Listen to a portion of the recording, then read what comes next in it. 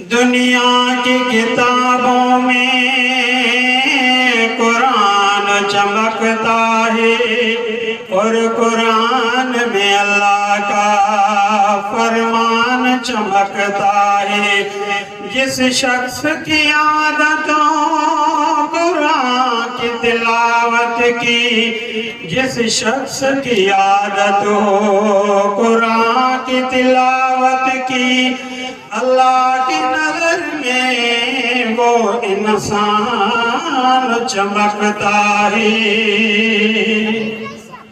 माशाअल्लाह, यह जो को दीनी प्रोग्राम मौलाना सद्दाम हुसैन सब्ज़ोई जी मेहनत सां सजो आहे। टाइम इंतहाई मुख़्तसर आहे ऐं तव्हांजे साम्हूं उन्हनि बचड़नि जी दस्तार बि थींदी जिन रब जे क़ुरान खे पढ़ी करे पूरो कयो आहे। दुनिया में जेकॾहिं आहे त अल्लाह जे क़ुरान जो शान आहे। टाइम की किल्लत के मद्देनज़र रखंदे मां तव्हांजे साम्हूं सिर्फ़ क़ुरान सां मुहबत करण वारनि जे लाइ ऐं क़ुरान सां मुहबत जेके कनि था पिया उन्हनि जो हिकिड़ो वाक़ियो पेश कंदुसि त अल्लाह ताला उन्हनि जी कहिड़ी इज़त कराई आहे। क़ुरान पाक सां जेकॾहिं तव्हां सां बि मुहबत कंदासीं, अल्लाह दुनिया में भी तव्हांखे कामयाबी नसीब फरमाईंदो आख़िरत जे मैदान जे अंदरि।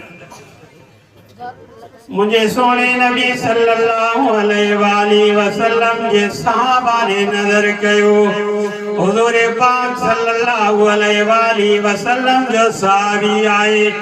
बुधो दुनिया वारो, तव्हां सां रात वक्त में जने आराम कंदा हो कंहिंखे मोबाइल हलाईंदे निंड अची थी वञे पई, पर उन सहाबी ने नजर कयो रात वक्त में बिस्तरे ते अल्लाह जो कुरान पढ़दे पढ़दे निंड अची थी वञे पई।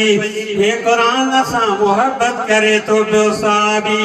अल्लाह तबारक व तआला खे जो पसंद अची वियो जने उन सहाबी जी वफ़ात थी आए। अल्लाह जो मलाइका आसमानन तां लही आयो आहे। अल्लाह जे पैगंबर के फरमाए तो पियो साईं तव्हांजे शागिर्द जी वफ़ात थी वई आहे मदीने पाक जे अंदर, पर इन जो जनाज़ो तबूक जे मैदान में थींदो। अल्लाह जो पैगंबर उन सहाबी जो जनाज़ो तबूक जे मैदान में पढ़ाइनि था पिया। ॿुधो दुनिया वारो, सिर्फ इंसान उन जनाज़े में शरीक न हा, अल्लाह जा 70,000 मलाइक भी उन जनाज़े में शरीक हुआ।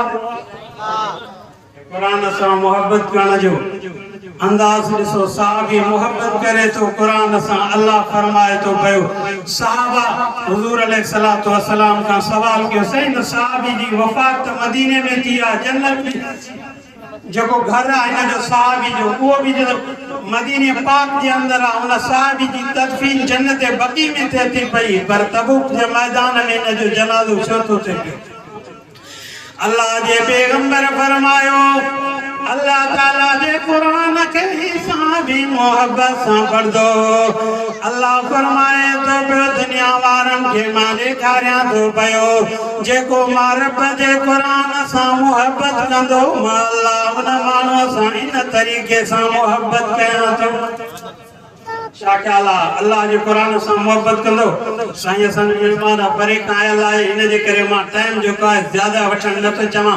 जेके कुरान सां मुहब्बत कनि था उहे ॿई हथ बुलंद कनि, ॾिसां मां ज़रूरु। बस मां तव्हांखे हिकिड़ो शेर ॿुधाईंदुसि। अल्लाह जे कुरान सां मुहब्बत करण वारा मर्द त आहिनि, पर औरतूं भी अल्लाह जे कुरान सां मुहब्बत कनि थियूं, प्यार कनि थियूं पियो। ही अल्लाह जो उहो कुरान आहे।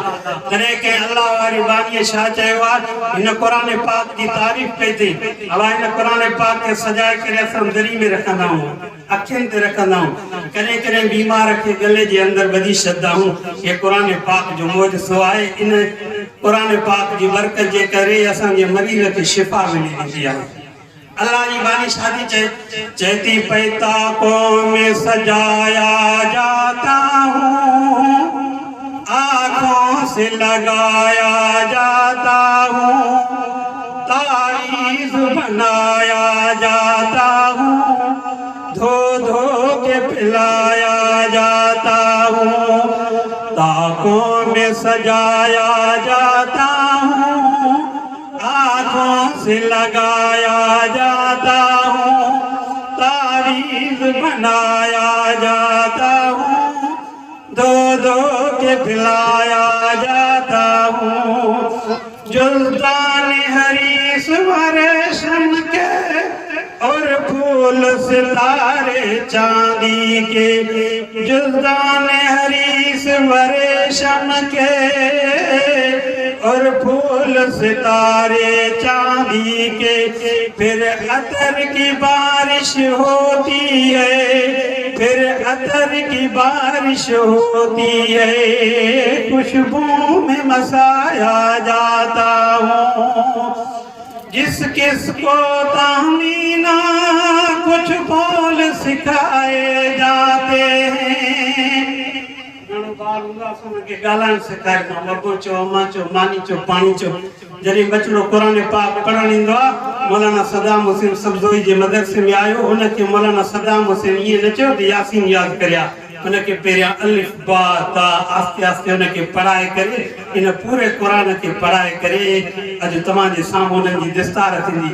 اللہ جي بانی چئي ٿي، جس کس کو تہمینا کچھ بول سکھائے جاتے ہیں، اسی طرح سے پڑھایا جاتا ہوں اور اسی طرح سے سکھایا جاتا ہوں، تاکوں میں سجایا جاتا ہوں، آنکھوں سے لگایا جاتا ہوں، تعویذ بنایا جاتا ہوں، دو دو کے پلایا جاتا ہوں، زندگی باقی، ملاقات باقی، وآخر دعوانا الحمدللہ رب العالمین۔